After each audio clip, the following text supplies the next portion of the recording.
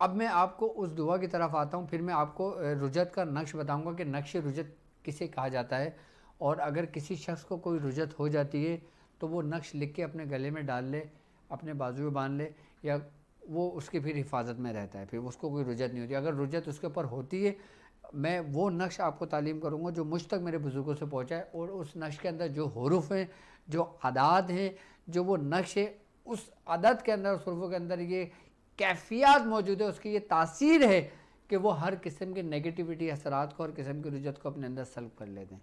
तो वो नक्श भी मैं आपको बताऊंगा और उसका तरीक़ेकार भी मैं आपको अभी समझाऊंगा। सबसे पहले अब हम उस दुआ के पास आते हैं जो दादा मियाँ ने, यानी कि हज़रत उस्मान अली शाह साहब ने मियाँ हुजूर को तालीम करी थी। ये बात मुझे मियाँ हुजूर ने बताई थी तकरीबन आज से 17-18 साल पहले। तो जब मियाँ हुजूर ने 17-18 साल पहले मुझे बताई थी ना, मियाँ हुजूर ने पूरा बताया था मुझे किस तरीके से हुआ था। तो फिर मैंने बाकायदा तौर पे अपनी बयाज़ में लिखा था, तो वो बयाज़ के अंदर मैंने ये लिखा हुआ था। तो मैंने कहा मैं आप लोगों से शेयर करूं कि जिन लोगों को ख़दशा है कि वो रुजत का शिकार हो चुके हैं, कि जैसे मिसाल के तौर पर किसी ने सूरह यासीन का अमल किया और वो रुजत का शिकार हो गया, किसी ने सूरह मुदम्मिल शरीफ का अमल किया, वो रुजत का शिकार हो गया। तो अब वो रुजत को अपनी किस तरह दूर करना चाहे, किस तरह दूर करे, फिर वो इस आयत के ज़रिए उसको बाकायदा तौर पर दूर कर ले। वो आयत क्या है, वो अमल क्या है? क्या वो लाइन डिस्कनेक्ट हुई है? कंटिन्यू चल रहा है? ठीक है। अच्छा, ये सूरह रूम की आयत है, और आयत समझे कि इस आयत के अंदर बाकायदा तौर पे बड़ी सरी तासीर आयत है। ये सूरह रूम की आयत है, आयत नंबर 17, 18 और 19। ये हमारे दादा मियाँ हज़रत ख्वाजा उस्मान अली शाह साहब ने हमारे मियाँ हुजूर को तालीम की थी। आयत है फ़सुब्हानल्लाहि हिना तुमसूना व हिना तुस्बिहून, यानी कि तू अल्लाह की पाकी बयान करो जब शाम करो और जब सुबह करो। अब ये देखें, अब इंसान अमल करता है, यानी कि उसकी पाकी बयान कर रहा है, कोई सूरत पढ़ रहा है, कोई शाम कर रहा है, आई बस सामने कोई दिन में अमल कर रहा है, कोई रात में अमल कर रहा है। इसके अंदर सारे पहर मौजूद हैं इस आयत के अंदर। यानी कि आप कभी भी कुछ भी अमल कर रहे हो और उसके अंदर आपको रुजत का शिकार हो गया ना, तो इस आयत की बरकत से आपके अमल बिल्कुल के, अच्छा इसमें ख़ास बात है, रुजत से ना अमल ख़राब हो जाता है, लेकिन इस आयत को पढ़ने वाला शख्स अगर रुजत का शिकार है तो वो रुजत से भी निकलेगा, और उसका जो अमल था ना, जिसने वो अमल किया था, वो अमल उसका जारी हो जाएगा। यानी कि अब मिसाल के तौर पर एक बंदे ने सूरह यासीन 131 मरतबा रोज़ पढ़ी, उसने 40 दिन करी, वो रुजत का शिकार हो गया। अब उसकी 40 दिन की जो मेहनत है ना, वो लौटेगी नहीं, वो ज़ाया नहीं होगी, बल्कि इस आयत की बरकत से वो अमल उसका जारी हो जाएगा। सबसे पहली आयत कौन सी है कि तू अल्लाह की पाकी बयान करो जब शाम करो और जब सुबह करो। यहाँ शाम से मुराद जो है ना, यहाँ पे मगरिब की भी नमाज आ गई और इशा की भी नमाज आ गई, और सुबह से जो मुराद है ना, यहाँ फजर की नमाज हो गई। यहाँ पांचों नमाजों का भी बाकायदा तौर पे इसमें जिक्र है। अब दूसरी आयत है वलाहुल हम्दु फिस समावाति वल अर्दि व अशिय्यन व हिन तुज़हिरून, यानी और इसी के लिए तारीफ़ है, यानी कि सारी तारीफ़ इसी के लिए है। ठीक है, आसमानों और ज़मीनों में, और उस वक्त जब दिन का कुछ हिस्सा बाकी हो, यानी कि सब तारीफ़ है ये, और इसी के लिए तारीफ़ है आसमानों और ज़मीनों में जो कुछ भी है। अच्छा, उस वक्त जब दिन का कुछ हिस्सा बाकी हो, यानी कि असर की नमाज का टाइम, और जब तुम दोपहर करो, यानी कि ज़ोहर का वक्त। अब इंसान वज़ाइफ पढ़ता है ना, वो हर नमाज के बाद पढ़ता है ना, कभी ज़ोहर के बाद पढ़ता है, कभी असर के बाद पढ़ता है, कभी मगरिब के बाद पढ़ता है, कभी फजर के बाद, कभी ईशा के बाद। अब उसके अंदर अगर किसी किस्म की कोई रुजत का शिकार होता है या कोई रुजत के मामलात आते हैं ना, तो इसी आयतों की बरकत से वो रुजत ख़त्म होती है। जब वो इस तरह अपने रब को पुकारता है, तो रब का जो जलाल है कि रब के, जब उसके ऊपर रब का, जब ये समझ लो कि रब की जो रहमत है ना, फिर वो उसको पुकारती है, फिर उस रहमत के एवज़ जब उसके ऊपर वो तजल्लियात का ज़हूर होता है ना, फिर उसके ऊपर जो रुजत होती है वो ख़त्म हो जाती है, और फिर वो उसका अमल उसकी बरकत से, इस अमल की बरकत से जारी हो जाता है। अब इसकी जो तीसरी आयत है ना, 19वीं जो आयत है सूरह रूम, ये पारा नंबर 21 है। ये आप स्क्रीनशॉट भी लेना और आपको मैं PDF भी सेंड कर दूंगा। वो युख़रिजुल हय्य मिनल मय्यिति व युख़रिजुल मय्यित मिनल हय्य व युह्यिल अर्द बअद मौतिहा व कज़ालिका तुख़रजून, यानी कि वो जिंदा को बेजान से निकालता है। अब समझो, इस आयत का मतलब समझो कि वो जिंदा को बेजान से निकालता है और बेजान को जिंदा से निकालता है। ठीक है, अब आप अपना अमल देखो, जो आप अपना अमल कर रहे थे, समझ लेना कि अगर आपको उस अमल से रुजत हुई है तो उस अमल का ताल्लुक और रुजत का ताल्लुक इस आयतों से कितना गहरा ताल्लुक है, और ये आयतें दादा मियाँ ने क्यों तालीम की थी उसकी वजह भी आज आप समझ लें कि और ज़मीन को इसके मुर्दा होने के बाद ज़िंदा करता है और यूं ही तुम निकाले जाओगे। यानी कि हर चीज़ अपने हक की तरफ लौटती है और हक बनकर लौटती है। अब इंसान कोई अमल कर रहा है, उसके अमल के अंदर शयातीन ने मुदाखलत की, अब जब शयातीन ने मुदाखलत की तो उसकी रूहानियत को मुर्दा होने का खदशा होता है। अब यहाँ मुर्दे को ज़िंदा करता है, यानी कि इस आयत के रूहानियत देखें, इसके महते जो मौकलान हैं, इसके महते जो नूरी अल्लाह तबारा व ताला की मखलूक़ात हैं कि जिनको दस्ते कुदरत ने यह शर्फ बख्शा है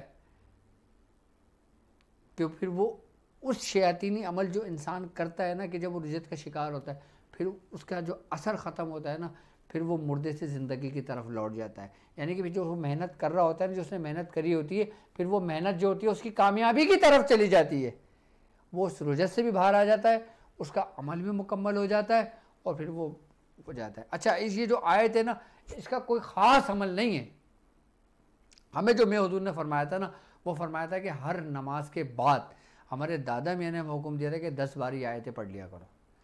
जो शख्स हर नमाज के बाद 10 मरतबा या 7 मरतबा इन आयतों को पढ़ लेता है वो कभी ज़िंदगी में किसी रुजत का शिकार नहीं होता, और इससे सबसे बड़ी बात ये होती है कि उसके ऊपर जादू असर नहीं करता, उसके ऊपर शैतानी वार असर नहीं करता, उसके ऊपर कोई मूजी बीमारी असर नहीं करती, उसके ऊपर कोई वबाएं नहीं आती, उसके ऊपर कोई बलाएं नाजिल नहीं होती, उसके ऊपर अगर उसकी किस्मत का अगर कुछ ऐसी चीज़ लिखी हुई हो तो इन आयतों की बरकत से अल्लाह तबारा व ताला वो बलाओं को भी टाल देता है जो उसकी नसीब में लिखी होती हैं। क्या शान है इन आयतों की कि खाली इन 3 आयतों के ज़रिए आप रुजत से महफूज, आप जादू से महफूज, आप शयातीन से महफूज, आप नज़र बस से महफूज, और सबसे बड़ी बात यह है कि आपको जो इबादत का हुक्म दिया गया है इन आयतों को पढ़कर आप उस इबादत के ज़मरे में आ गए। यानी कि उस इबादत जो आपको हुक्म दिया गया है आपको उसकी मिराज हो गई सिर्फ इन आयतों की बरकत से, क्योंकि इन आयतों में रब की पाकी बयान की गई है, रब की शान बयान की गई है, रब को पुकारा गया है। और जब तुम रब को पुकारते हो और जब तुम रब की शान बयान करते हो तो वो कहता है कि मांग मुझसे, क्या मांगता है कि मैं तुझे दूं।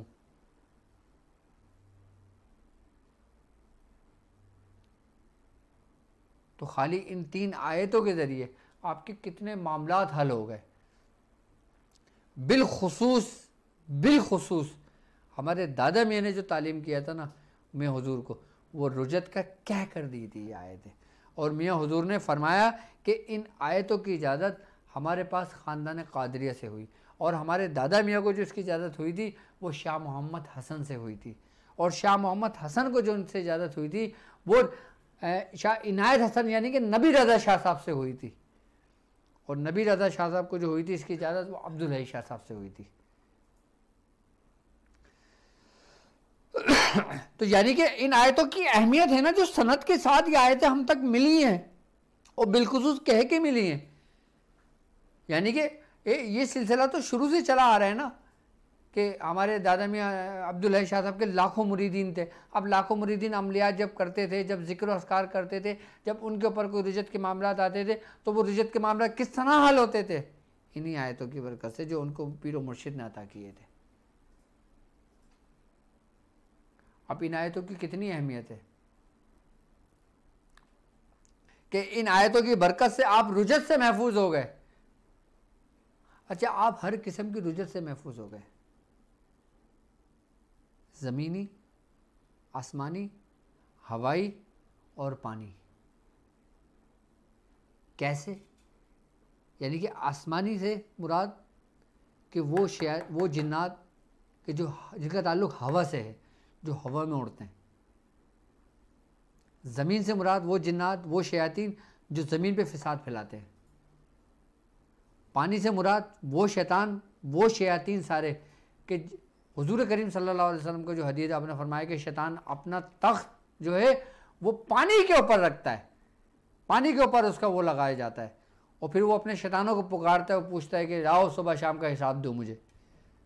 तो वो उनके शर से महफूज हो जाता है, उस रुजत से महफूज हो जाता है। वो शयातीन जो आपको नुकसान पहुँचा के रुजत दे के उस जगह पे मुंतकिल हो जाते हैं जहाँ से वो आए थे, तो वहाँ तक का उसका असर ख़त्म हो जाता है इन आयतों की बरकत से।